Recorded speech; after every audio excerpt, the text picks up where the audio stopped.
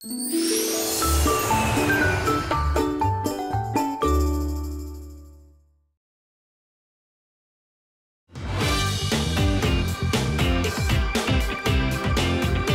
김현욱입니다. 안녕하세요, 최혜정입니다. 자, 밤에 스포츠 경기를 보면 꼭 빠질 수 없는 게 야식이죠. 네. 근데 이 치킨이나 뭐 여러 가지 야식을 시켜서 먹다 보면 다 못 먹습니다. 남기죠. 그럼 냉장고에다가 이거를 보관하게 되는데 그 다음에 처리 방법이 참 어렵습니다. 네. 자, 오늘 살림구다 엄청 시간에는요, 이런 남은 음식을 처리할 수 있는 법, 심폐소생 밥상을 준비했습니다. 기대해 주십시오. 네, 그럼 오늘도 날씨로 시작하겠습니다. 어제 하늘 보고 감탄하신 분들 참 많으셨을 텐데요. 오늘은 어떨지 궁금합니다. 김혜영 캐스터. 네, 상암동 채널A에 나와 있습니다. 네, 오늘도 맑은 하늘 기대해 볼 수 있을까요? 네, 그렇습니다. 이렇게 코로 느껴지는 공기가 꽤 상쾌합니다. 아침 저녁으로는 가을이 성큼 다가왔음을 실감할 수 있는데요. 하지만 낮에는 늦더위가 기승을 부리면서 아직까지는 여름이 끝나지 않았구나라는 생각이 드실 겁니다. 오늘도 일교차가 10도 안팎으로 크게 벌어지겠습니다. 현재 서울의 기온은 21도로 시작하고 있고요. 그 밖에 대부분 지역도 20도 안팎의 기온을 보이고 있습니다. 오늘 낮 기온 서울과 대전 29도로 30도 가까이 오릅니다. 아침 저녁으로 큰 일교차에 유의하시기 바랍니다. 오늘 전국에 가끔 구름만 지나다가 오후부터 차차 흐려지기 시작하겠습니다. 밤부터 경기 북부와 영서 북부에서 비가 시작되겠고요. 밤사이 전국으로 확대돼 내일은 전국에 비가 내리겠습니다. 내일까지 남해안과 제주에 20에서 60mm로 제주 산지 많은 곳은 80mm 이상이 예상되고요. 그 밖에 전국은 5에서 40mm가 내리겠습니다. 중부는 내일 오전, 남부는 낮에 대부분 그치겠습니다. 아직까지 낮에는 더운 기온이 남아 있습니다. 낮 기온 서울과 대전, 전주, 강릉 29도, 춘천, 대구 28도로 막바지 늦더위가 이어지겠고요. 자외선도 강하겠습니다. 이렇게 요즘과 같은 한절기에는 건강관리에 유의해야 합니다. 면역력이 약해져 감기를 비롯한 각종 질환에 노출될 수 있기 때문인데요. 개인 위생관리에 신경 쓰셔야 합니다. 외출 후 반드시 손발을 깨끗이 닦아주시고요. 미지근한 물도 자주 마셔줍니다. 또 잠이 보약이라는 말이 있죠. 생체 리듬이 깨지지 않도록 충분한 수면 시간도 중요합니다. 내일 비가 그치고 나면 내륙 지방은 대체로 맑은 날씨가 이어지겠고요. 가을이 본격적으로 시작된다는 절기 백로답게 주말부터는 아침 기온이 서울 기준으로 20도를 밑돌며 가을 날씨가 깊어지겠습니다. 이번 여름 폭우와 긴 폭염으로 고생해서인지 다가오는 가을이 반갑기만 합니다. 오늘 산책 시간 가지셔서 풍기는 가을 내음 여유롭게 누리시기 바랍니다. 지금까지 상암동 DDMC에서 오늘의 날씨였습니다.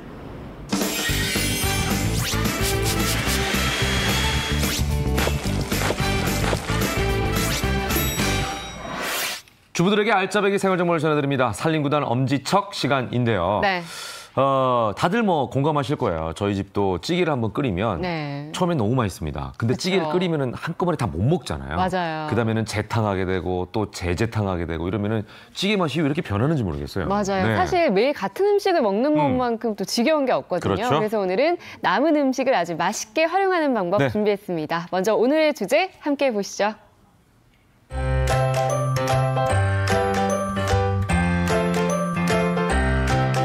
오래된 음식을 살리는 일명 심폐소생 밥상입니다. 그렇습니다. 자, 오늘도 두 분 함께 해주셨는데요. 먼저 토니오 셰프 어서 오십시오. 안녕하세요. 안녕하세요. 안녕하세요. 그리고 전영주 식품영양학 박사 나오셨습니다. 반갑습니다. 안녕하세요. 자, 오늘 굉장히 기대가 됩니다. 네. 진짜로 심폐소생 밥상 하니까 그냥 느낌이 팍 오는 것 같아요. 그러니까 죽어가는 음식을 살리는 거 살린다. 아닙니까? 네네네. 예, 제세동기를 뭘 써야 되나요? 이게 또 제가 또 이 예. 심폐소생학을 또 공부를 했거든요. 네네. 음식, 죽어가는 음식 예. 살릴 수 있습니다, 여러분들. 채널 고정하시고요. 예. 잘 따라하시면 죽어가는 음식도 살리실 수 있습니다. 사람이 갈수록 네. 입담이 좋아지네요. 예.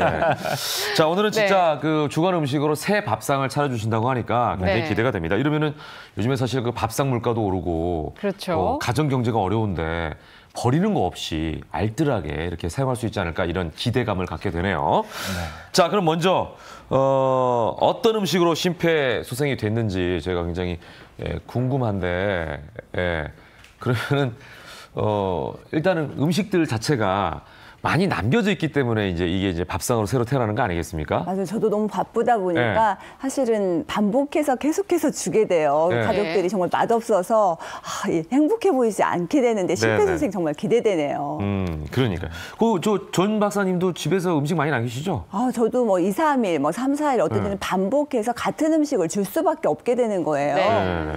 그런데 심폐소생해서 네. 제가 셰프님한테 지난번에 한번 들었거든요. 그 팁을. 그렇게 밥상을 차렸더니 재활용한 줄 모르고 정말 맛있게 행복하게 먹더라고요. 전 박사님 참 특이하시네요. 요리는 안 하시는데 남는 건 많네요. 저요?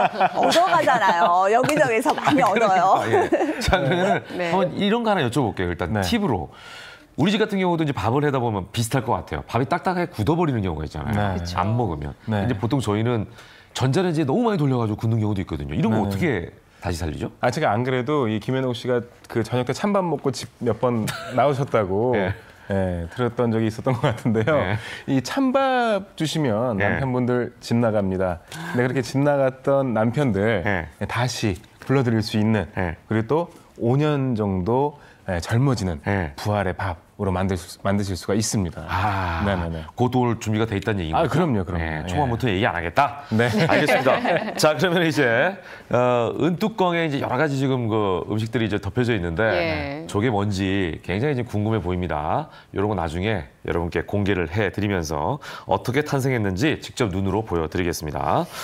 자, 그러면은 먼저 저 은뚜껑 한번 봐야 되나요? 봐야 되죠? 한번 보겠습니다, 일단. 네. 비법이 안에 숨어 있을 것 같은데요. 네. 보죠. 요게 이제 밥이 이렇게. 네네. 그 사실 여러분들 그 저녁에 이렇게 밥을 드시고 나시면 밥솥에 밥이 항상 주먹만큼 이렇게 남아 있잖아요. 맞아요. 그런데 그런 밥 다시 먹기 힘들거든요. 그래서 전자레인지에 돌리면 이 밥이 그냥 딱딱해져요. 그러니까 수분을 잃어버리기 때문에. 지금 제가 은뚜껑을 열어드린 거는 저게 굳은 밥이라는 거죠. 네. 근데 굳은 밥치고는 사실 상태가 좀 좋은 편이에요. 근데 사실은 제가 알려드리는 비법 하나면요. 저 밥보다도 상태가 훨씬 안 좋은 밥을 확실하게 살려드릴 수 있습니다. 자, 제목을 그래서 저희가 5년 젊어지는 부활 땡땡밥. 면역력 상승 뭐 이렇게 잡아봤습니다. 오랫동안 이렇게 보관을 하게 되면은 보온에 의해서 공기하고 만나가지고 이상한 쉰내 같은 거 그런 게 날 수 있어요. 그러니까 밥이 오래 굳는 거 말고도 냄새가 나기 때문에 이제 오늘 소생을 시켜주실 것 같네요. 네. 자, 그러면 이제 궁금한 거는 그 비법입니다. 우리가 계속해서 앞에서 말을 막 빙빙빙 돌리는 것 같은 느낌이 드실 거예요. 왜? 이게 이제 일종의 여러분들의 궁금증을 더 자아내는 거죠. 여기서 비법이 뭐냐? 궁금증을 제가 유발하고 있습니다. 이 부분까지 오기 위해서 비법 궁금합니다. 뭡니까? 네. 이거 알려드려야 되나 말아야 되나 모르겠어요. 사람에서 뭔가를 꺼내시려고 하는 것 같은데요. 이 비법만큼은 딱딱히 굳은 밥을 어떻게 소생시킬까요? 방송에서 제가 처음 여러분들께 소개해드립니다. 굳은 밥의 제세 동기는? 제세 동기는 바로 소주 아닙니까? 네. 소주입니다. 설마 소주를 먹고 저 밥을 먹으면 마치 부드러운 밥처럼 느껴진다 이런 말도 안 되는 얘기는 아니죠? 아니 설마요. 아니죠? 혜정 씨 다 드시면 안 돼요. 드시고 아니, 밥 취할 드시면 것 안 되고요. 같아요. 당연하죠. 만취하죠. 다 드시면은. 그런데 이 소주밥을 만들 건데요. 소주밥? 네네네. 이 소주를 밥에 넣게 되면요. 말라버린 밥에 넣게 되면은 이 밥이 다시 살아나는 효과를 얻으실 수가 있습니다. 진짜? 정말 파격적인데요. 근데 사실은 우리가 보통 방부제 역할을 한다고 그래요, 소주가. 그래서 오래 저장하는 것들에 소주를 넣고 하면은 보관 기간이 길어진다고 하는데 이제 밥을 살릴 수도 있는데 밥을 할 때 소주를 넣어도 윤기가 잘잘 흐르거든요. 그런데 이렇게 굽고 오래 냄새 나는 밥에다 소주를 넣고 하게 되면 사실 다시 소주 한 잔 먹으면서 기운 나는 것처럼 밥을 살려줄 뿐만이 아니라 그 잡곡에 들어있는 뭐 미네랄 등 여러 가지 성분들의 영양 유지를 시켜줄 수 있어요. 그래서 이제 젊어지는 밥으로 만들어준다는 건데 셰프님께서 3년, 5년을 주장하시더라고요. 5년 젊어지는 부활 땡땡밥. 그러니까 땡땡은 소주였어요. 그래서요. 그래서 기대해 보려고요. 정말 기대하셔도 좋고요. 다만 여러분들이 주의하셔야 될 점이 있습니다. 이 소주밥이라고 그래갖고 소주를 막 평소에 드시던 대로 막 넣으시면 안 되겠죠, 그죠? 그럼 소주 맛 밥이 돼요. 그렇기 때문에 제가 알려드리는 대로 정확하게 계량을 하셔가지고 이건 진짜 한국 사람만 이해할 수 있는 멘트다. 네. 소주밥이 아니라 소주 맛 밥이다. 이 차이는 진짜 소주를 먹는 것 같은 밥이 아니라 밥맛을 살리는 그런 방법이 뭐냐라는 거죠. 셰프님도 이렇게 부으시니까 주부님들께서 알코올 때문에 아이들 괜찮아? 막 이러는데 알코올이 다 날아가요. 그럼 안심해도 되겠네요. 그러니까 소주 잔 반샷이에요. 이거 폭탄주 타기에 딱 좋은 양인데. 소주 반잔에 물 반잔 섞어주시면 1대1로. 네. 폭탄주잖아요. 물. 이렇게 해서 드시면 안 돼요. 그렇죠. 절대 드시면 안 되고요. 그렇죠? 자, 보시면은 이게 약간 식고 약간 굳은 밥을 좀 준비를 했습니다. 딱딱하네. 여기다가도요. 그냥 넣으시면 안 되고요. 밥에 구멍을 살짝 이렇게 뚫어주세요. 이게 한 2공기쯤 되나요? 요게 한 3공기쯤 돼요. 3공기에 소주 물과 소주를 희석한 것 한 잔을 부어주시면 됩니다. 어떻게 뿌려요? 이렇게 가장자리에 먼저 싹 해주시고 구멍 부분에 살짝 넣어주세요. 이거 충분하게 소주를 담그는 게 아니군요. 네네네. 이렇게 해서 소주를 중간중간에 넣어주시게 되면은 넣어주신 다음에 이렇게 불을 살짝 켜주십니다. 그러니까 여기다 뭐 물 같은 건 안 넣었어요. 네, 물 같은 거 안 넣었어요. 밥만 그냥 올려놓고 소주 희석된 물을 살짝 부었습니다. 자, 이렇게 해서 뿌리듯이 살짝. 처음에 뚜껑을 덮고요. 이 열이 팬이 뜨거워질 때까지 살짝 달궈주세요. 그런 다음에 팬이 뜨겁게 달궈졌을 때는 불을 약불로 줄이고 뚜껑을 열어주세요. 그러면 이 오래된 밥에서 나는 그 약간 쾌쾌한 냄새도 한 번에 날아가고요. 사라졌던 윤기까지 다시 확실하게 잡아줄 수 있는 그런 효과가 있습니다. 사실 밥을 오래 놔두면 약간 군내라 그러죠. 맞아요. 그렇죠. 그런 냄새가 특유의 나거든요. 냄새가 있어요. 근데 그것도 날아간다. 그럼요. 그런 밥 보통은 다 버리시거든요. 그렇죠. 버리시지 마시고 아까워요. 제가 알려드린 비법 이용해서요. 바로 소주밥으로 만들어 보시면 좋을 것 같습니다. 소주 한 병이면 뭐 엄청나게 많이 살리겠는데?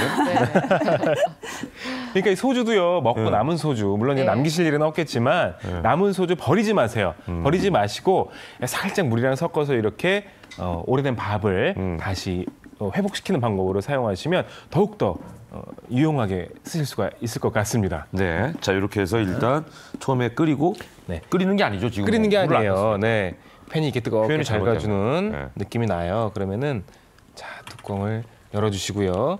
불을 약불을 살짝 줄여주세요. 뚜껑 살짝만 닫아줄게요. 거의 뜸을 들이듯이 해주시는 거네요. 소주에 아까 물이 약간 들어갔으니까. 안에서 보글보글 소리가 들리네요. 그죠. 잘못하면 탈 수는 있겠어요. 왜냐면 물이 들어간 게 아니니까. 많은 양이 들어가지가 않았잖아요. 불을 강불로 하면 탈 텐데 불을 강불로 하지 않고요. 약불로 해주시는 게 중요하고요. 그리고 처음에 뚜껑을 한번 열었다 다시 닫는 이유는 뭐냐면요. 소주의 알코올 향이 안 좋은 냄새를 알코올이 갖고 날아갈 수 있도록 도와주는 겁니다. 그런 다음에는 다시 뚜껑을 살짝 덮어줄 필요가 있어요. 자, 이렇게 하시면 이제 총 시간은 몇 분 정도? 얼마 정도 있어야 될까요? 이렇게 해서 아주 중요하겠죠. 2분 정도만 해주시면 됩니다. 2분. 사실 식은 밥 전자레인지에서 덮이려고 해도 2분 30초는 필요하거든요. 맞아요. 네, 2분 안에 여러분들 식은 밥, 오래된 밥을 새 밥처럼 살리실 수가 있습니다. 야, 큰일 났다. 이제 이 방송 보신 분들 이른 아침부터 집에 없는 소주 사러 가시겠네. 소주가 없으니까 실험 다 해보고 싶잖아요. 누구나 보면. 그렇죠. 한 번쯤 호기심 해보고 싶거든요. 근데 집에 소주가 없을 거 아니에요, 이른 아침에. 그러면 그렇죠. 이른 내일 드시는 분들 아침부터 빼고는. 소주 한 잔 드시고 남은 걸로 활용시키시겠네요. 근데 사실 우리가 굳은 밥 하면 그냥 당연히 전자레인지에 돌린다는 생각밖에 못했거든요. 근데 이렇게 소주를 활용한 밥 과연 어떻게 재탄생이 될지. 전자레인지에 잘못 돌리면 오히려 더 굳어진다니까. 맞아요. 이 전자레인지는 그 혜정 씨가 이제 요알못이잖아요. 요리를 잘 알지 못하잖아요. 그래서 이 전자레인지에 다 돌리면 되는 게 아니에요. 전자레인지는 수분을 가지고 날아가기 때문에 더 딱딱해진다니까요. 단단한 음식은 더욱더 단단하게 만들어버립니다. 제가 아내한테 맨날 혼나는 게 그거예요. 왜 이렇게 오래 돌리냐고. 시간 조절을 잘해야 돼요. 저희가 이제 밥을 많이 해놓고 저희는 냉동을 해놓거든요. 그때 먹으려고. 근데 냉동밥을 이렇게 하면은 시간 한 4분 정도 돌리잖아요. 굳어버려요. 맞아요. 딱딱하게 오히려 밥이. 한 2분 반, 30초 이 정도만 돌리셔야 되는. 그래서 항상 혼나는 부분이 그 부분입니다. 제가. 자, 됐습니다. 앞으로 소주를 활용해 보세요. 자, 우리가 계속 말한 이유는 시간을 벌기 위함이었어요. 맞습니다. 밥이 어떻게 되는지 직접 먹어봐야 되니까. 이 보시면 뚜껑에 물기가 송송송송송 맺히기 시작했죠. 여기 보시면. 그러네요. 뚜껑에. 물기가. 요게 이제 신호인가요? 여기 신호입니다. 요때 뚜껑을 열어주시는 거예요. 자, 하나, 둘, 셋. 자. 와. 보이시죠? 김이 고슬고슬고슬 나네요. 네. 이러면서 밥에 있던 그 어떤 군내도 소주가 싹 가지고 날아가는 거예요. 어머, 이거 보세요. 예. 위에가 예, 저 고슬고슬해지면서 아까 딱딱했던 밥이 이게 부드러워졌습니다. 이렇게. 예. 맛을 한번 볼까요? 네, 제가 먹어볼게요. 맨밥이지만 그냥. 이거. 어머. 정말 감쪽 같아요. 네. 촉촉하네요. 촉촉하죠. 아까는 말라있던 밥이었는데. 네, 맞아요. 신기하다. 이런 식으로 밥의 잡내도 완전히 가지고 날아가고요. 그러네. 잡내도 전혀 없어요. 그죠. 그리고 촉촉함을 더해주기 때문에 여러분들 이 남은 밥 버리지 마시고 소주밥으로 꼭 활용해 주시면 좋을 것 같습니다. 알코올 향도 확실히 날아간 게 느껴집니다. 네, 맞습니다. 네. 자, 그럼 이제 두 번째로 넘어가 보도록 하겠습니다. 자, 두 번째는 어떤 요리가 준비되는지 굉장히 궁금한데. 어떤 음식을 또 심폐소생 시켜볼까요? 한번 이제 일단 두 번째 음식 한번 보도록 할까요? 어떤 음식일까요? 자, 열어주시죠. 생선 조림 같죠? 어떤 음식인가요? 고등어 찜이죠. 조림입니다. 고등어 조림. 고등어 조림. 네. 고등어에 고추장이 들어간. 사실 근데 뭐 김치찌개, 된장찌개는 아까 저희도 말씀드렸지만 재활용해도 충분한데 고등어 조림 같은 경우는 비린내가 나지 않을까 이런 걱정이 사실 들거든요. 네. 자, 한번 어떻게 볼까요? 재탄생할 수 있을까요? 네. 이게 뭡니까? 자, 좋죠. 다른 음식이 나왔어요. 네. 저희 뭐냐면요. 바로 제가 여러분들께 오늘 이 남은 고등어. 남은 고등어 가지고 알려드릴 요리는요. 면역력을 상승시키는 고등어 약고추장입니다.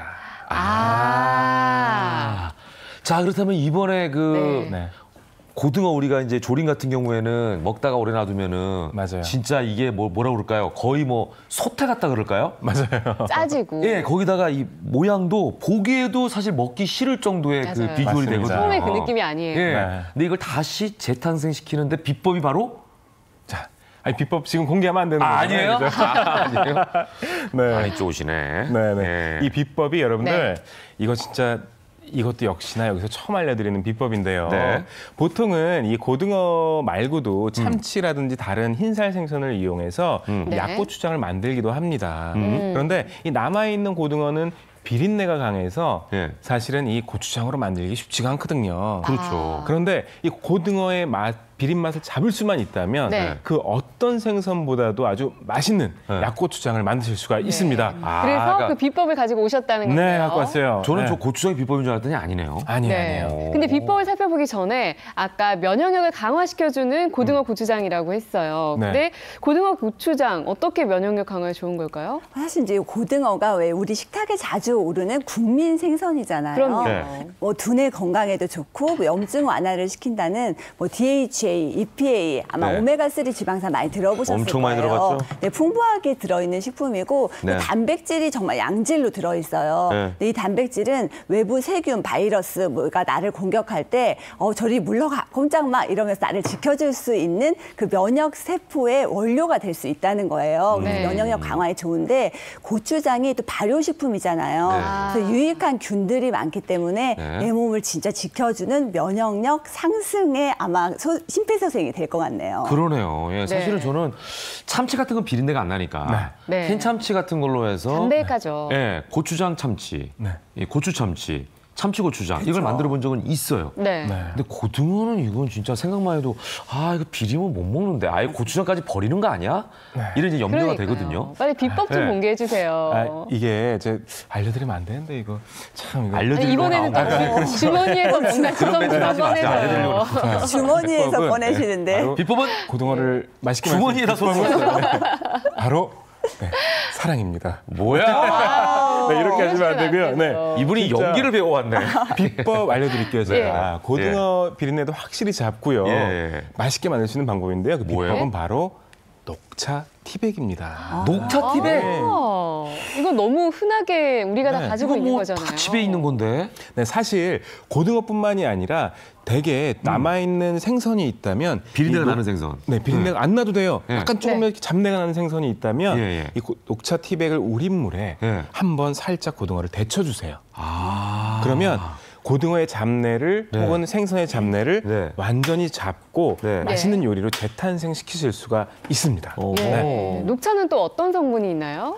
보통 이제 녹차에 우리가 카테킨이 있어서 지방분해 조화라고 알고 계시는데 음식에 활용을 하게 되면 뭐 태아닌, 카테킨 이런 성분들이 이제 면역력도 강화시켜줄 수 있어요. 그래서 아까 고등어, 고추장이 면역력에 좋다라고 말씀드렸는데 이제 녹차물에 담궈진 고등어, 고추장 그러면은 심폐소생이 완벽하게 된 정말 면역 푸드라고 저는 할 수 있을 것 같아요. 그러네요. 예. 그리고 갑자기 왜 보리굴비 먹을 때 왜 녹차물에 말아먹으라고 하잖아요. 비린맛을 없애는 그렇죠. 비린맛을 잡으면서 더 맛있게 식감 상승을 위한 저는 아무 생각도 안 했어요. 그냥 이거 운치 있게 그냥 좀 비싼 밥이니까 녹차물에다 먹나 보다 이런 생각했는데. 그냥 물이 아니라. 그렇죠? 보통 보리굴비의 냄새가 강하잖아요. 그러니까 오늘 이제 그 고등어, 비린내 나는 고등어를 확실하게 심폐소생 시켜주시는데 녹차를 활용하시는 것 같아요. 자, 그래서 지금 여기 녹차 티백을 한 3개 정도를 해가지고 녹차물을 우리고 있어요. 예, 우리고 있습니다. 예.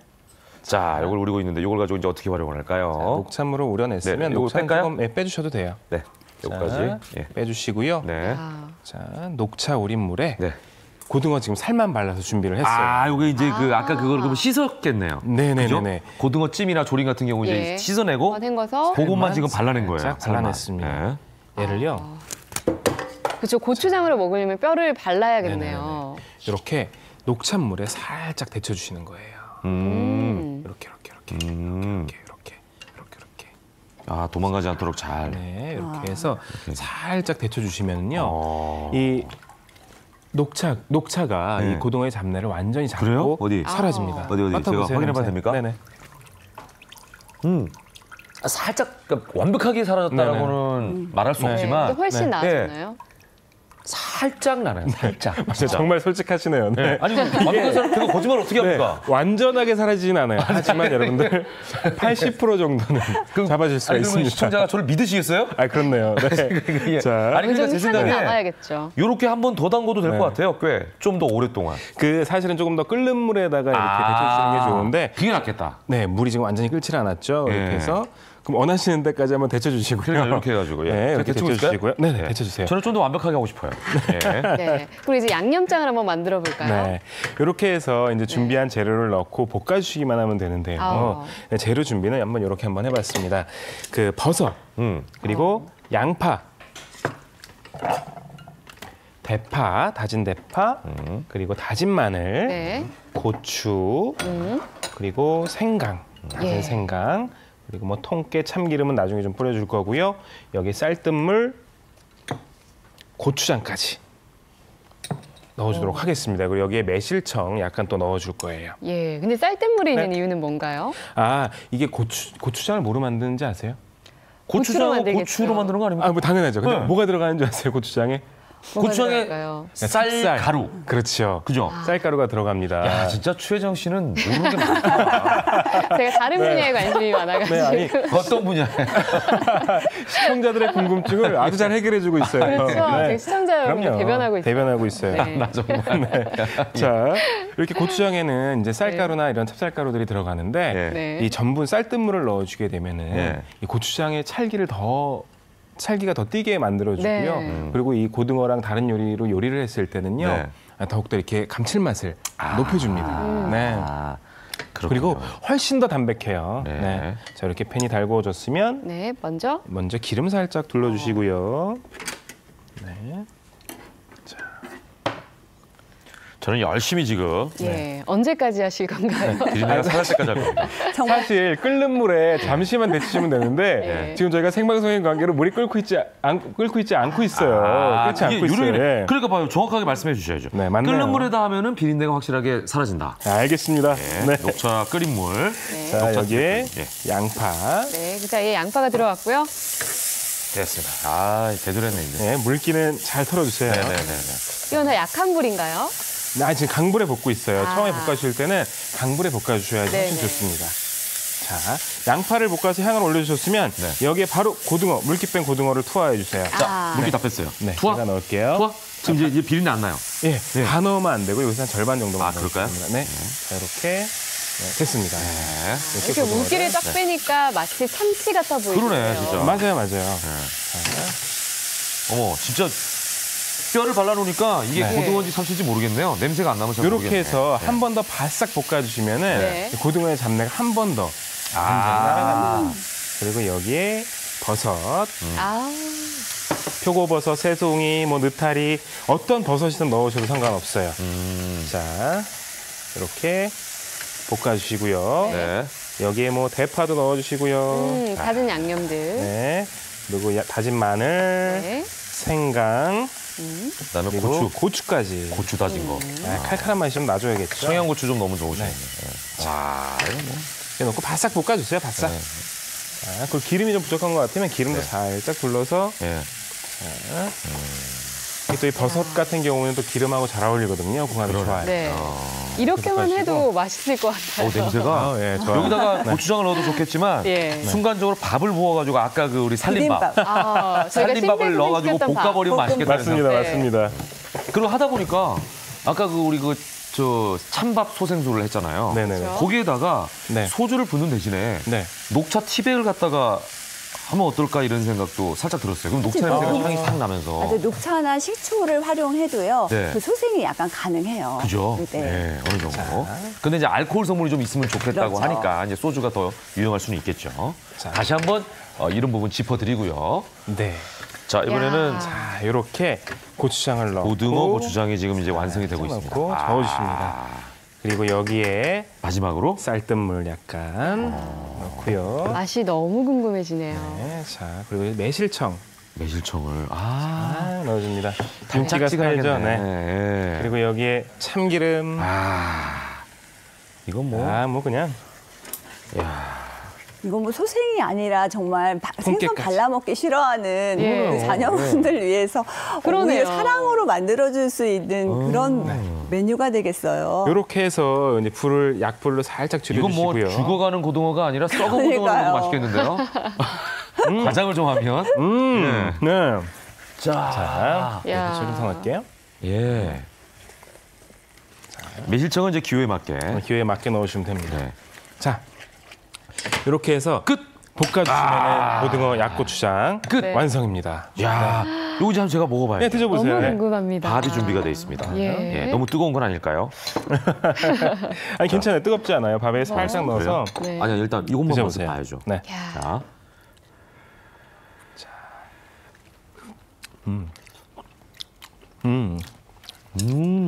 아니, 고등어 살인지 정말 모르겠어요. 그죠. 네. 그냥 먹으면요 참치 같아요. 네. 밥에다 이렇게 해가지고 쓱쓱쓱 비벼서 그래가지고 밥이랑 함께 먹으면은 끝장입니다. 정말 밥도둑이네요. 네네네. 고등어의 비린 맛이 전혀 없고요. 네네네. 씹으면 씹을수록 이 감칠맛이 엄청나네요. 네, 이 고등어 좋아하시는 분들은 이렇게 해서 고등어 약고추장, 남은 고등어를 이용해서 약고추장을 만들어 드시면요 아주 그냥 또 풍성한 또 식탁을 또 만드실 수가 있을 것 같습니다. 진짜 이게 살만 느껴 보면은 이게 고등어라고 했으니까 고등어인가 싶지. 네네네. 참치를 보통 이렇게 하니까 참치 같은 느낌도 있거든요. 식감은 마치 참치와 비슷해요. 사실 이 모든 생선을 가지고 다 약고추장을 만드실 수가 있어요. 뭐 가자미살을 이용하셔도 되고, 뭐 도미살을 이용하셔도 되고, 이렇게 고등어살, 또 참치 이용하셔도 되고, 여러분들 이 방법만 활용하시면요. 또 색다른 또 약고추장을 만드실 수가 있습니다. 자꾸 손이 가네요. 레시피 알려드리겠습니다.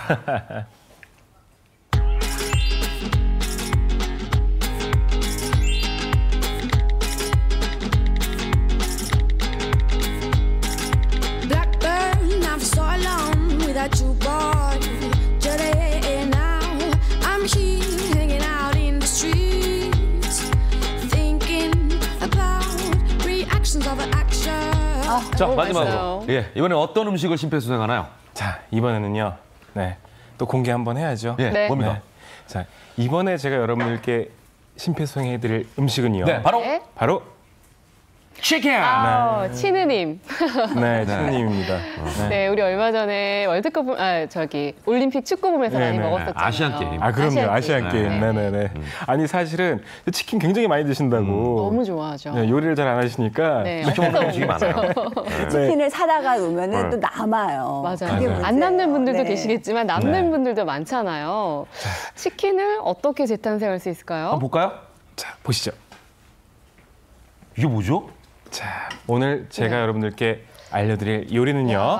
바로 10분 완성 훈제 깐풍 치킨입니다. 아예 다른 요리로 재탄생했는데 10분 만에 완성이 되나요? 그럼요.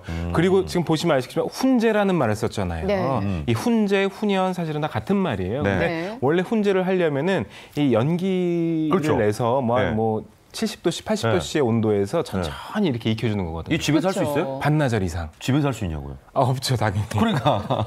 근데 제가 오늘 이 연기를 쓰지 않고도 훈제 향을 입힐 수 있는 방법을 여러분들 알려드리겠습니다. 그리고 이 남은 치킨 딱딱해지잖아요. 이 방법 활용하시면요. 여러분들 훨씬 더 맛있게 요리해서 드실 수가 있어요. 근데 저희가 지금 남은 시간은 10분이에요. 이번에는 비법을 바로 공개를 해주셔야 될 것 같아요. 알겠습니다. 제가 여러분들께 알려드릴 비법은요, 바로 베이컨입니다. 베이컨? 아니 이해가 안 되네. 베이컨으로 훈제 워낙 또 베이컨이 풍미가 깊으니까 베이컨을 또 활용하시겠네요. 맞습니다. 이 베이컨은 저희가 가장 쉽게 접할 수 있는 대표적인 훈제, 훈연 식품 중에 하나예요. 이미 이 자체가. 그렇기 때문에 이 베이컨에서 향을 한 번 더 내주신 후에 남아있는 치킨을 살짝 볶아주시기만 해도 아주 맛있는 훈연 향이 배어있는 치킨을 드실 수가 있습니다. 좋습니다. 한번 해보죠. 네네. 자, 한번 만들어 보도록 할게요. 자, 요거는요, 제가 정말 치킨 먹고 왜 조금씩 남잖아요. 잘게 찢어가지고요. 반찬으로 만드셔도 되고요. 우리 안에는 그거 찢어가지고 그냥 샐러드. 맞아요. 각종 집에 있는 채소 넣어가지고. 그런 방법도 있네요. 이렇게 해서 살짝 어떻게 하면 되냐면요. 또 썰어가지고요, 찢어가지고 이렇게 제가 알려드린 양념에다 버무려서 이렇게 샐러드 위에 올리셔도요. 정말 맛있게 드실 수가 있고요. 치킨뿐만이 아니라 족발도 이렇게 해서 드시면 맛있게 드실 수가 있습니다. 또는 이거 찢어가지고 약고추장 만들어 쓰세요. 약고추장 뭐든지 다 되더라고요. 약고추장은 사실 뭐든지 다 되죠. 김현웅 씨는 정말 대단한 활용가인 것 같아요. 하다 보니까 모든 것을 다 활용하시는. 자, 팬을 달궈 주셨으면 여기에다가 베이컨을 먼저 넣어주셔야 돼요. 기름은 따로 필요 없나요? 자, 중요한 포인트예요. 이 베이컨이 지방을 많이 가지고 있죠. 이미 가지고 있습니다. 그렇기 때문에 기름을 먼저 둘러주시면 기름의 양이 많아질 수가 있어요. 너무 수 있다. 자, 베이컨만 볶아요. 베이컨만 볶아주시고요. 기름이 살짝 올라오기 시작을 하면 그때 기름의 양을 보시고 기름을 추가를 해주시는 게 좋습니다. 그리고 이제 남아있는 치킨은 보시면 아시겠지만 이렇게 단단하게 굳어있기 마련이에요. 그런데 이렇게 굳은 치킨은 전자레인지에 한 30초 정도만 돌려주신 다음에 요리하시면 속까지 촉촉하게 또 요리를 하실 수가 있죠. 그 보통은 전자레인지에 돌리면 수분이 잃어버리는데 튀김옷 때문에 수분이 밖으로 빠져나가지 않습니다. 그래서 어떤 치킨은 눅눅해지잖아요, 나중에. 그렇죠. 바삭바삭해야 되는데 눅눅해지니까 그런 것도 30초 정도 돌리면 오히려 더 탱글탱글하고 바삭바삭해진다는 거죠. 너무 오래 돌리시면 안 돼요. 저는 집에 에어프라이기 있잖아요. 거기다가 다시 한번. 역시 문화의 혜택을 많이 받고 하시는 분이세요. 요즘 에어프라이기 다 쓰는 거 아닙니까? 문화인입니다.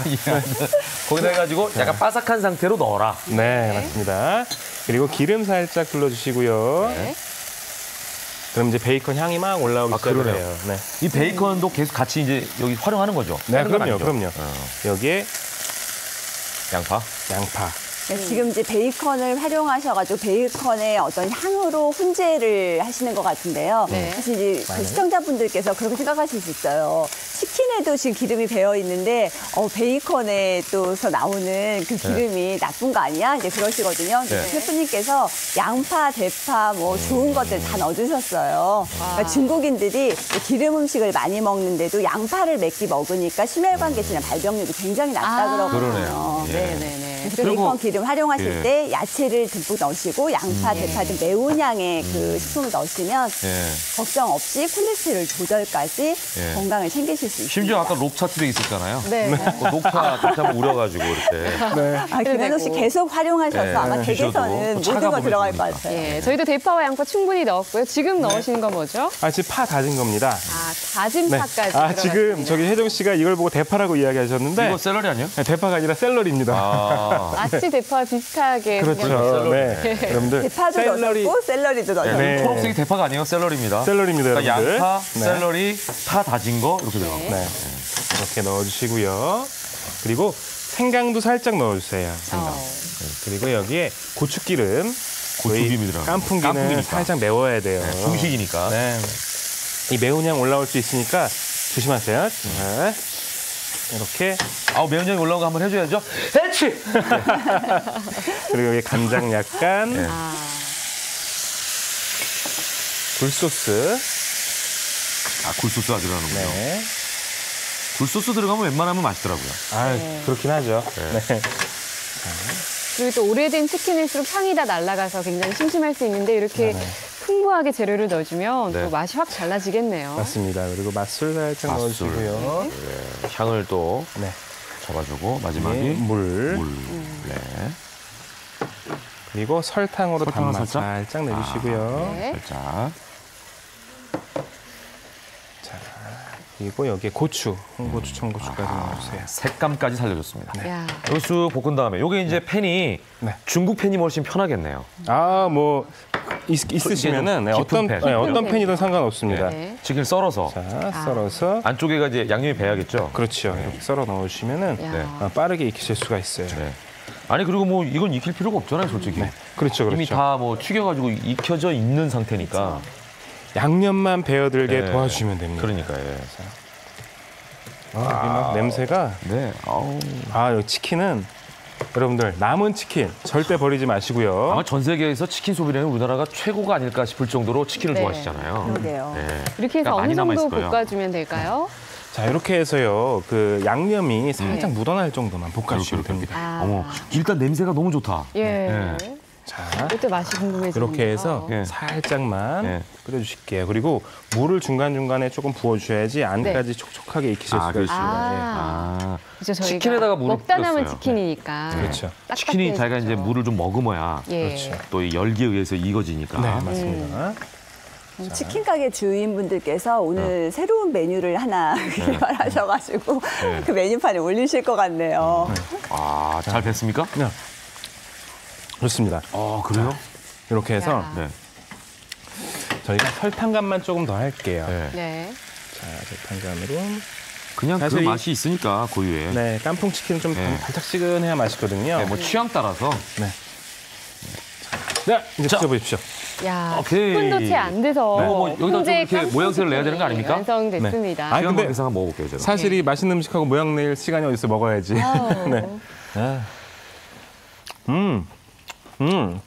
세 분 너무 맛있게 드시는 거 아니에요?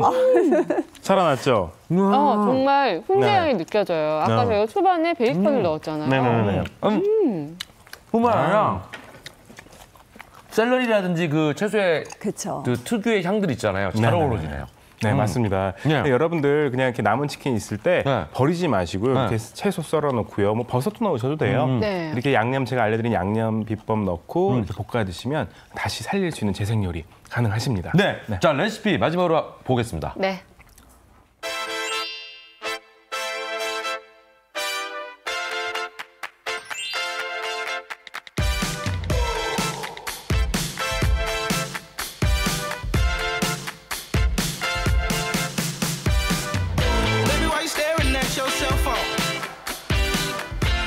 자, 이렇게 해서 대표적으로 먹을 수 있는 음식들 심폐소생을 해봤습니다. 3가지. 레시피 궁금하신 분들은요, 홈페이지를 참조해 주시기 바랍니다.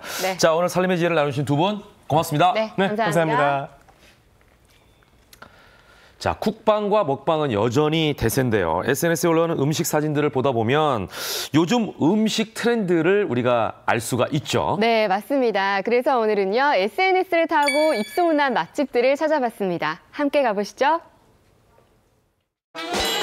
맛은 기본, 분위기까지 잡은 SNS 맛집 속으로 함께 가보시죠. 그야말로 온 국민의 기호식품이 되어버린 커피. 20대 직장인 이지혜 씨도 매일 커피를 마시는 커피 마니아라고 하는데요. 커피 정말 좋아해요. 그래서 아침에는 꼭 한 잔씩 내려 마시는 편이고 점심에도 먹고 저녁에도 꼭 먹고 그러면 좀 기분도 좋아지고 잠도 깨고 그러더라고요. 마니아답게 다양한 커피를 즐긴다고 하는데요. 이거는 에티오피아 원두로 제가 드립으로 내린 거고 요거는 브라질 원두로 한 거고 이거는 케냐 원두로 한 거예요. 분쇄된 원두 가루가 아닌 원두를 사 직접 갈아 마신다는 지혜 씨. 이유가 있나요? 원두를 갈아서 사오면 편하긴 한데 가급적이면 저는 원두 상태를 보관하다가 마시기 직전에 분쇄하는 게 더 원두에 함유한 고유한 향을 제대로 느낄 수 있어서.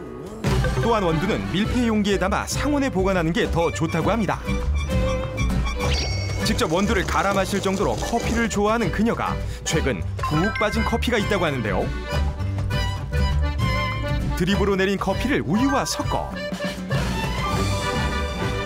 검은 액체를 넣어 함께 마시면 된다는데, 아니 이게 뭔가요? 흑당이라는 건데 일반 설탕 시럽을 넣는 것보다 좀 더 깔끔하고 산뜻한 단맛이 나는 느낌이라서 요즘 즐겨 마시고 있어요. 흑당이라고요? 설탕 대신 흑당을 넣어 마시는 커피는 일본 후쿠오카 여행 시 꼭 먹어야 하는 음식 중 하나로 꼽히는데요. 사탕수수의 즙을 졸여 만드는 비정제 설탕인 흑당. 최근 이 흑당 커피를 한국에서 제대로 맛볼 수 있는 곳이 생겼다고 합니다. 카페에서 중요한 게 커피 맛이잖아요. 근데 그냥 달기만 한 게 아니라 산뜻하게 맛있어요. 후쿠오카 커피라고 해서 처음 마셔봤는데 진짜 맛이 다른 것 같아요. 다른 커피랑. SNS 맛집이라 그런지 단골 손님도 남다르다고 하는데요.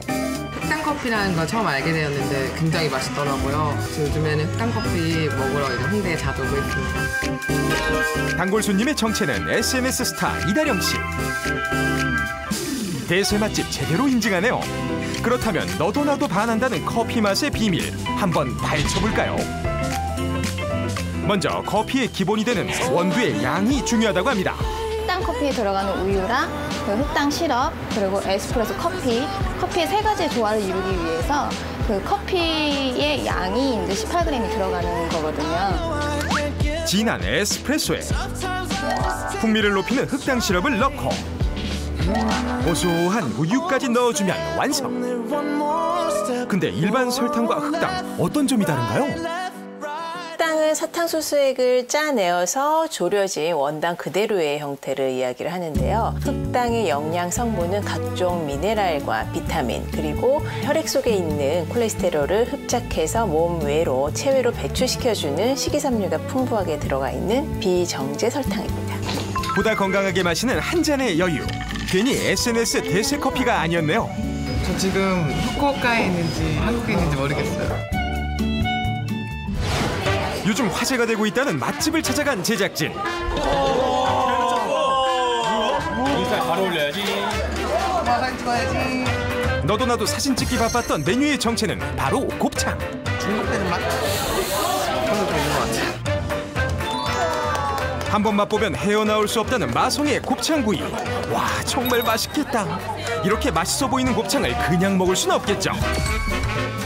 취향대로 야무지게 쌈 싸서 한 입 가득 넣어주면 와, 감동 그 자체라고요. 어떻게 먹어야 맛있어요? 저 같은 경우는 항상 2개 정도로 올려요. 2개로 올리고 고추도 한 2개 정도 올려주고 마늘도 올리면 쫄깃쫄깃한 식감 덕분에 여성들에게도 인기 만점. 이거 먹으려고 다이어트 포기했어요. 많이 먹을 거예요 오늘. 맛있게 먹으면 0칼로리라고요. 다이어트도 포기하게 한다는 곱창구이. 그 매력이 뭔가요? 막창이 사실 약간 좀 질긴데 여기 곱창 같은 경우는 약간 질기지가 않고 부드럽고 여기는 잡내 비린내도 없고 다이어트 잘하면서 양도 많이 줘가지고 여기 자주 찾게 되는 것 같아요. 사람들의 마음을 제대로 홀린 곱창구이. 그 맛의 비밀이 궁금해. 사장님, 비법 좀 알려주세요. 저 나름대로의 잡내를 잡기 위해서 숫자라는 거를 따로 넣어서 잡내를 잡고 있어요. 잡내를 제거하는 17년 노하우를 공개한다는데, 아니 이건 막걸리 아닌가요? 막걸리는 왜 넣으시는 거예요? 쌀뜨물하고요 막걸리를 넣었거든요.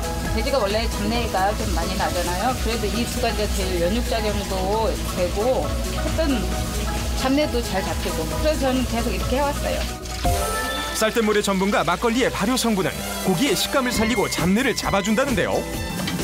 숙성시킨 고기는 초벌구이한 후에 손님상에 내보낸다고 합니다. 연탄으로 굽는데 진짜 잡내가 완전히 잡히고요.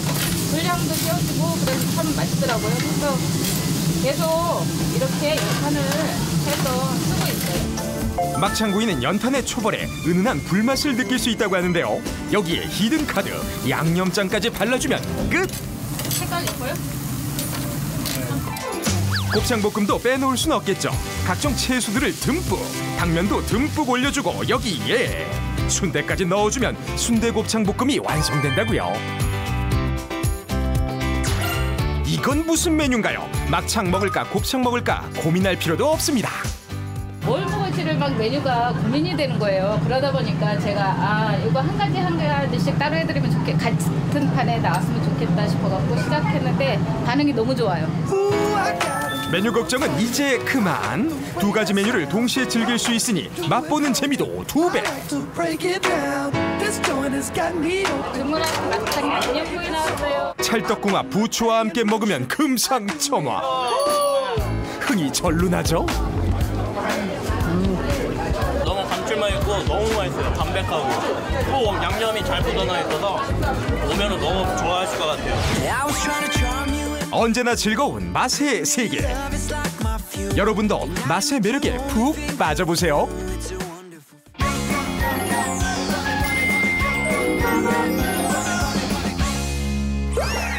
생방송을 함께하고 있습니다. 김현웅의 굿모닝 지금 시간은 8시 47분이고요. 이번에는 차에 대한 모든 걸 알려드리겠습니다. 굿모닝 차차차 시간입니다. 김지환 산업부 기자 나왔습니다. 어서 오십시오. 어서 오세요. 네. 자, 지난주에 이번 주에도 짧은 시간 동안 많은 비가 집중해서 내렸는데요. 그만큼 각 지역에서 침수 피해가 속출했습니다. 네. 보니까 시간당 최대 64mm 물폭탄이 떨어지면서 도로와 주택뿐만 아니라 차량 침수 피해도 잇따라 발생했죠. 네, 그렇습니다. 그래서 오늘은 여기에 대한 얘기를 좀 해볼까 합니다. 네, 동부 간선도로가 한때 통제되는 혼란까지 있었던 만큼 이 침수된 차량에 대한 피해 보상은 가능한지 또 조건은 어떻게 되는지 오늘 김지환 기자 모시고 자세히 살펴보도록 하겠습니다. 네, 한 가지씩 살펴볼까요? 네, 우선 해마다 침수 피해 차량은 5천여 대에 달하고 피해 금액만 300억 원에 이르고 있거든요.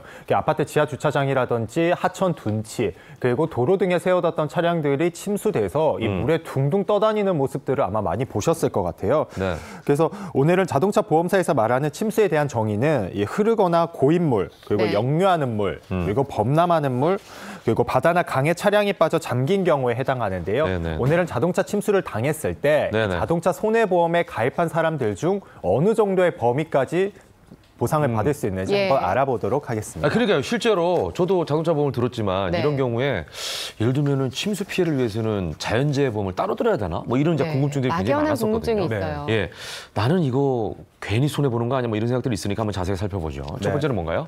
본격적으로 이제 뜯어보겠습니다.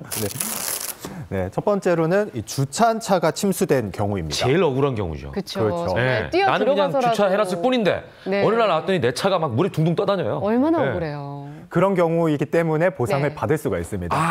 가장 억울한 경우이기 때문에 자기 차량 손해보험에 가입이 돼 있는 경우라면 김현욱 MC가 말씀하신 것처럼 보상을 받을 수가 있습니다. 예, 근데 주차된 차량도 그렇지만 도로 운행 중에도 침수될 수도 있거든요. 그런 차량은 어떻게 되나요? 네, 그 경우에도 역시나 보상을 받을 수가 있거든요. 그래서 만약에 차가 침수가 되고 있는 경우라면 사실 마음이 안타깝고 막 이렇게 속이 타들어가기 때문에 얼른 뛰어들어서 이렇게 차를 좀 빼보려는 시도를 하실 수도 있는데 그러면서 자칫 사고로 이어질 수 있기 때문에 우선 차량은 두고 몸을 피하는 것이 가장 안전한 방법이라고 할 수 있습니다. 네, 왜냐하면 보상을 받을 수 있으니까. 그죠? 예, 제 친구도 실제로 교차로를 건너다가 너무 위에 물이 많아가지고 시동이 꺼져서 그냥 거기서 침수 피해를 봤다고 하더라고요. 그러니까 이런 경우 보상이 된단 말씀이시죠? 네, 보상이 되기 때문에 우선 피하는 게 가장 좋은 방법일 것 같습니다. 자, 두 번째. 네, 두 번째는 차문으로 물만 들어온 경우입니다. 맞아요. 이게 자기도 모르게 뒷좌석에 차문을 열어놓고 그냥 주차해놓고 가는 경우가 있거든요. 그럴 때 이런 경우가 발생해요. 그래서 이때도 어떻게 보면 운전자 입장에서는 좀 억울한 경우라고 할 수가 있을 것 같아요. 근데 제가 앞서서 이 보험사에서 규정하고 있는 침수 피해 기준을 말씀드렸잖아요. 흐르거나 고인물, 그리고 범람하는 물, 그리고 역류하는 물 등인데 만약에 운전자가 이 침수 피해로 예상이 되는 지역이라고 알려졌는 대로 운전을 했다든지 그러지 않고 이제 차의 문이나 창문 또는 썬루프를 개방해서 이렇게 침수가 된 경우에는 보상을 받기가 힘듭니다. 그래요? 네, 이 경우에는 운전자 과실로 분류가 되기 때문에 보상을 받을 수는 없습니다. 그러니까 내가 문을 잘 닫았어야 되는데 열어놓은 어떤 과실이 있다. 그렇죠. 이런 상황 때문에 못 받는다는 거죠. 네, 창문이나 이제 문만 잘 닫았어도 썬루프만 잘 닫아놨어도 침수 피해는 없었을 것이다. 이렇게 좀 보는 시각입니다. 자, 그렇다면 트렁크에 물건을 넣어두는 경우도 있잖아요. 그럼요. 그런 경우 이제 침수 피해를 입게 되면 거기 있는 물건도 싹 망치는 경우가 있잖아요. 이건 보상이 가능한가요? 아무래도 좀 물건을 넣어놓은 거는 보상을 받을 수 있지 않을까라고 생각할 수가 있는데 이 경우에도 보상을 받을 수는 없습니다. 아, 그것도 그러네. 너 왜 넣어놨어? 이거네요. 네, 그렇습니다. 그래서 비슷한 경우로 트렁크라든지 화물차에 적재함에 넣어놓은 것은 다 보상을 받을 수가 없어요.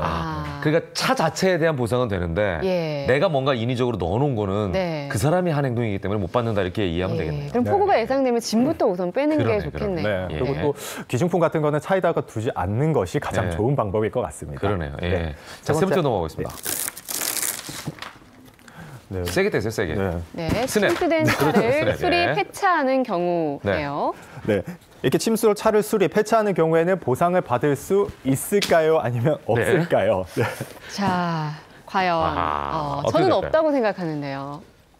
침수된 차를 수리하거나 폐차하는 경우에 이미 수리와 폐차를 했기 때문에 보상을 받을 수 없지 않을까요? 아니죠. 수리를 했는데 그 수리비를 뒤에 돌려받을 수도 있는 거죠. 네. 그죠? 이렇게 열심히 오셔서 이렇게 종이까지 정리해 주셨는데 그 덕인지 정답은 김현욱 MC입니다. 진짜요? 네. 자동차에 자기 차량 손해보험에 가입을 한 경우에는 이 침수되기 전에 상태로 원상복구를 하는데 드는 비용을 보상을 받을 수가 있습니다.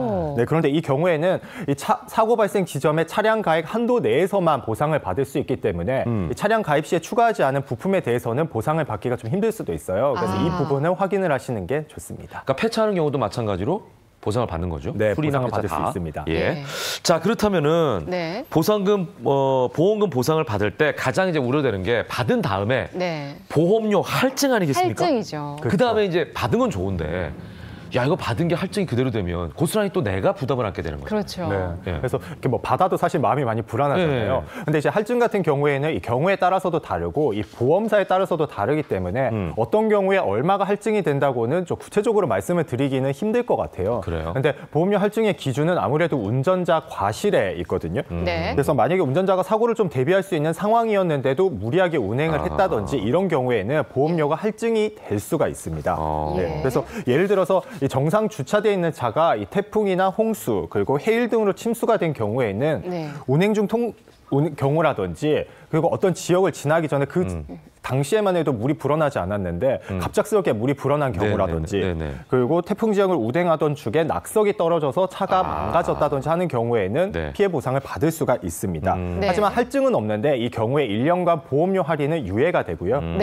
그리고 저희 보통 언론을 통해서 이제 침수 피해가 예상되는 지역이 좀 많이 나오잖아요. 그래서 안전에도 유의해야 된다는 방송이 나오기도 하는데 만약에 이런 경우에도 위 주차장이라든지 고수부지 등에 주차를 해놓은 경우에는 이 운전자 과실이나 부주의로 분류가 돼서 보험사에 따라서 보험료가 할증되거나 보상을 받지 못할 수도 있습니다. 네, 그 경우를 잘 체크를 해봐야 될 것 같고요. 침수 예방법도 알려주시면 좋을 것 같아요. 미리미리. 네, 아무래도 자기 차량 손해보험에 가입을 했다고 하더라도 사실 침수 피해를 당하지 않는 것이 가장 유리하다고 할 수 있기 때문에 이 집중호우가 예상되는 지역에서는 운전을 하지 않는 것이 가장 좋습니다. 그러겠네요. 그리고 이거 모두 다 뭐 뻔히 아시는 답이라고 저는 생각을 하는데요. 그래도 이제 자신이 좀 피해를 당하지 않지 않을까라는 그런 생각 때문에 이렇게 운전을 하시는 분들도 굉장히 많이 계시거든요. 그래서 안전운전이 피해를 당하지 않는 지름길이라는 거 꼭 기억하시면 좋을 것 같습니다. 네네네, 알겠습니다. 오늘 말씀 여기까지 듣겠습니다. 고맙습니다. 감사합니다.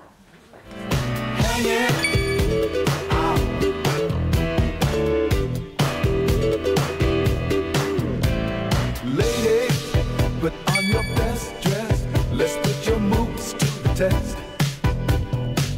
We're going club hopping, finger popping, this party's new.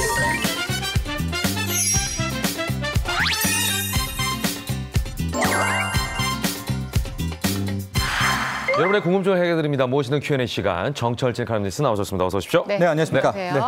네, 3주 뒤면 어느덧 추석인데요. 그러네요. 이제 이맘때쯤이면 추석 선물 많이 고민하실 텐데 지금쯤 사야 좀 저렴하게 살 수 있다면서요? 그렇습니다. 이제 추석 정말 코앞에 다가왔는데 관련해서 선물 관련 고민이 많으실 줄 압니다. 오늘 이 시간에는 추석 선물을 알뜰하게 구매하는 법을 알려드릴 텐데 일단 첫 번째 기억하실 키워드가 예판입니다. 뭐의 준말일까요? 바로 예약 예약 판매인데요. 예, 추석 선물 같은 경우에는 길게는 한 달, 또 2주 전까지를 예약 판매 기간이라고 해서 많게는 40%, 그래서 20%는 평균적으로 할인을 해주거든요. 그렇기 때문에 어차피 선물하실 분들은 이 예약 판매 기간을 이용하시면 좋을 것 같아요. 지금부터라도 늦지 않았네요. 지금입니다. 바로 지금 하시면 됩니다. 근데 중요한 것들은 일단 상담을 좀 꼼꼼히 받으셔야 돼요. 그래서 카탈로그를 다 보시고 현물, 진짜 물건은 어떤지 이런 것들을 자세히 설명을 들으신 다음에 이제 예약 판매 기간 동안에 선물을 정하시면 되고, 본인 스스로가 온라인, 인터넷에 능숙하다라면 현재 온라인 쇼핑몰에서도 이 예약 판매 관련한 이제 상품 세트를 많이 팔거든요. 그때도 좀 꼼꼼히 확인을 하셔서 뭐 언제 배송해 달라라든가 이런 것들 또 온라인으로도 이용하시면 좋을 것 같습니다. 싸게는 살 수 있는데 여기서 드는 고민이 미리 사놨다가 나중에 더 다양할 때 선택할 수 있는 기회를 잃는 건 아닌가? 네, 그럴 수도 있죠. 그렇죠. 우리 김현우 MC가 굉장히 좋은 날카로운 질문을 해줬는데요. 우리가 보통 추석 선물은 일반적으로 한 몇 가지가 있을까요? 한 대형마트를 보면 총 600가지 정도가 엄청 많네. 많죠. 근데 이 예약 판매 기간에서 판매되는 것은 실제 한 290가지, 절반밖에 안 됩니다. 그러니까 왜 그럴까 봤더니 가령 과일 세트 같은 경우에는 이게 완성이 구성이 안 되는 거예요. 특히 주마다 시세가 변하기 때문에 이런 생물은 미리 예약 판매를 예판을 할 수가 없습니다. 그러겠네요. 수산물도 그렇고 한우도 그렇고 그러니까 대부분 시세가 매번 바뀌니까 맞습니다. 그러니까 예약 판매는 가능한 것은 이제 뭐 홍삼이라든가 건강기능식품이라든가 이런 이제 가공품들 위주로 되고 있다라는 점은 기억을 해 두셔야 될 것 같고요. 그래도 한우 같은 경우에는 일부 한우는 미리 좀 세트가 되는 경우가 있거든요. 세트 완성. 그런 쪽은 한번 생각해 보시면 좋을 것 같습니다. 근데 진짜 추석 선물, 뭐 건강 선물을 하는 게 참 많잖아요. 특히 이제 부모님들을 위한 거는 건강기능식품이 제일 우선순위로 꼽히는데 홍삼이 가장 그래도 어떻게 보면은 일반적인 건강기능식품 중에 하나 아닌가요? 그렇습니다. 이제 홍삼 같은 경우에는 예약 판매 기간도 이용할 수 있는 일종의 큰 틀에서 가공식품이면서 건강 기능 효과도 있어서 뭐 인기가 참 많은데요. 실질적으로 이 예약 판매 기간 동안에 굉장히 많은 이제 이벤트도 하기도 합니다. 무엇보다도 이 홍삼이 건강에 큰 도움이 돼요. 그래서 효과를 제가 보면은 면역력 증진, 피로 개선, 또 혈행 개선, 기억력 개선, 또 항산화 효과 뭐 이런 것들이 있는데 이런 효과 플러스 지금 좀 이용을 하시면은 다양한 이제 가격적인 혜택이 있는데요. 대표하는 A 회사 같은 경우에는 상품 10개를 구입하면 최대 34%, 35% 할인, 또 이벤트를 걸어서 1+1 행사도 있고요. 적립금이라고 요즘 많이 이제 이용을 하거든요. 적립금을 뭐 몇 배 더 준다라든가 이런 혜택을 주기도 하고 또 다른 B 회사 같은 경우에도 이제 컴파운드 K라는 게 들어있으면 뭐 최대 40% 할인을 해준다라든가 이런 게 있어서 아마 이 예약 판매 기간에 건강식품, 특히 홍삼을 이용하는 움직임도 굉장히 큽니다. 그러니까 예판을 좀 많이 활용해 보십시오라는 말씀을 드리고 싶네요. 그러면 또 홍삼 외에 다른 선물 세트도 좀 저렴하게 구입할 수 있을까요? 네, 수산물 쪽으로 제가 한 말씀 드리면은 올해 수산물 중에서는 갈치가 얼마 전에도 얘기를 해드렸죠. 이제 제주도에서 갈치 풍년이라고 표현할까요? 갈치 세트도 조금 많이 싸질 것으로 일단 예상이 되고 전복 같은 경우에 물론 여전히 비쌉니다. 그럼에도 불구하고 과거보다는 조금 쌀 수가 있어서 이제 수산물에서는 이 갈치와 전복을 한번 생각해 보시면 될 것 같습니다. 추석 선물 관련 정보 참고하시기 바라겠고요. 다음 얘기 넘어가 보겠습니다. 자, 추석 맞이하는 건 좋은데 추석 전에 오른 부동산 가격 때문에 부부싸움 하시는 분들 있다면서요? 네, 요즘에 이제 부부싸움이 참 정말 잦다. 바로 집 때문에 그렇습니다. 씁쓸한 현실인데 크게 이제 세 가지 때문에 많이 싸워요. 첫 번째 가정 같은 경우에는 미리 판 사람. 그러니까 미리 팔고 났더니 집값이 엄청 올라서 왜 팔았냐라고 싸우는 것이고요. 또 다른 이제 이 가정은 돈이 있는데 안 산 가정. 그러니까 그때 왜 사자고 했는데 왜 안 사냐 그러니까. 이제 부부간에 또 싸우는데 이제 마지막 세 번째 같은 경우에는 미리 팔고 이제 다른 곳으로 이사를 왔습니다. 전세로. 근데 미리 판 집도 오르고 새로 전세집 온 그 집도 올라서 정말 오도 가도 못하는 건데요. 실제 사례 중에 하나가 양천구에 보면은 양천구에도 아파트가 있고 또 목동 아파트가 있는 사례, 뭐 신문 뭐 보도가 된 사례인데 주변에 있는 아파트를 팔고 뭐 애들 학군 때문에 목동 아파트로 들어왔는데 전세로 들어온 거죠. 기존의 아파트 가격까지도 이번에 급등을 했고 목동 아파트도 급등을 하면서 이래저래 이제 큰 싸움이 됐다라는 겁니다. 그런가 하면 집주인이 가격 담합에 나서는 경우도 있다면서요? 네, 이게 이제 오늘의 뭐 핵심 주제인데요. 우리가 보통 허위 매물이라고 하면 가격을 비싸게 올려서 팔 때 허위 매물이라고. 네. 근데 요즘에 허위 매물은 싼 가격에 나온 것들을 막 담합해가지고 저게 허위 매물이야 라고 하는 특이한 허위 매물이 지금 나오고 있습니다. 네. 이게 뭐냐면 싸게 내놓은 것들을 집주인들이 모아서 그거 팔지 마라, 싸게 팔지 마라. 이렇게 하는 건데요. 실질적으로 보면 지금 뭐 집주인들의 카페 같은 거 SNS에 모여서 호가 담합이라고 하죠. 얼마 이상은 절대 내놓지 말아라 하고 내놓은 가정이 있을 거 아닙니까? 그때는 뭐 일명 여왕벌이라고 불리는 중개업소와 같이 가가지고 그 중개업소한테 거의 협박이네요. 협박이죠. 이 물량 다시 걷어들여라. 우리 아파트는 이렇게 팔 수는 안 된다.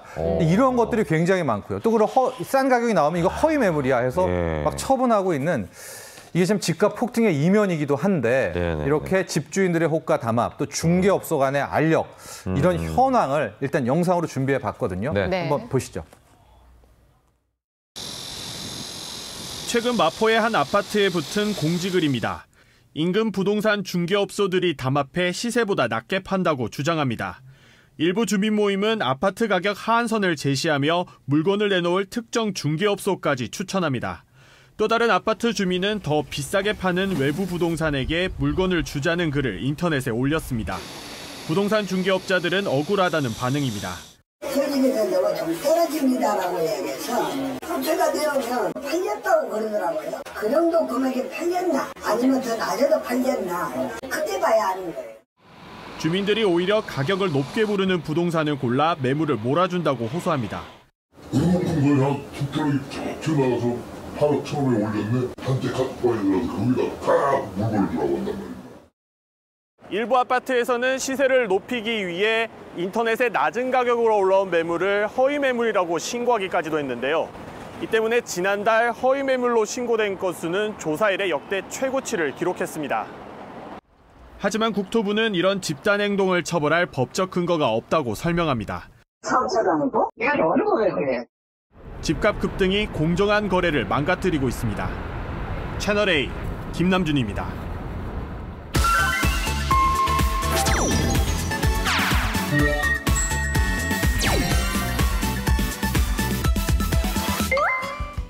이번에는 전국 각지의 다양한 소식을 살펴보는 굿모닝 네트워크 시간입니다. 먼저 대구 소식 전해드립니다. 대구 달서구청이 구출범 30주년을 맞았다고 하는데요. 결혼을 지역 대표 콘텐츠로 개발하기로 하고 오늘 결혼 특구를 선포합니다. 달서구는 결혼은 부담이 아니라 축복이라는 바람을 일으키기 위해 지난 2016년 전국 최초로 결혼 장려팀과 결혼 장려 지원 조례를 제정한 바 있는데요. 결혼은 축복이다를 주제로 열리는 결혼 특구 선포식에는 지난 6월 결혼장려팀이 주최한 만남을 계기로 오는 11월 결혼을 앞두고 있는 예비 신랑과 신부가 선포문을 낭독할 예정이라고 합니다. 다음은 경기도 고양시 소식입니다. 고양시 중부대학교에 경기북부 귀농귀촌 지원센터가 문을 연다고 합니다. 경기북부 귀농귀촌 지원센터는 귀농귀촌인들의 안정적인 정착을 위해 마케팅, 품질관리 시스템, 스마트팜 기술 등을 지원하는데요. 김충범 경기도 농업정책과장은 남북교류 협력 기대 속에 고양, 파주, 연천 등 앞으로 경기 북부 지역의 가교 역할이 중요해질 것이라며 이런 점에서 북부 귀농귀촌센터의 개소는 큰 의미가 있다고 강조했습니다. 지금까지 굿모닝 네트워크였습니다. 다음 주 이 시간에 더 흥미롭고 신선한 내용으로 찾아뵙겠습니다. 생방송 김현욱의 굿모닝 9월 6일 목요일 순서 여기서 마치겠습니다. 네, 저희는 내일 아침 8시에 더 알찬 내용으로 찾아뵙겠습니다. 함께해 주신 여러분 고맙습니다. 네, 감사합니다.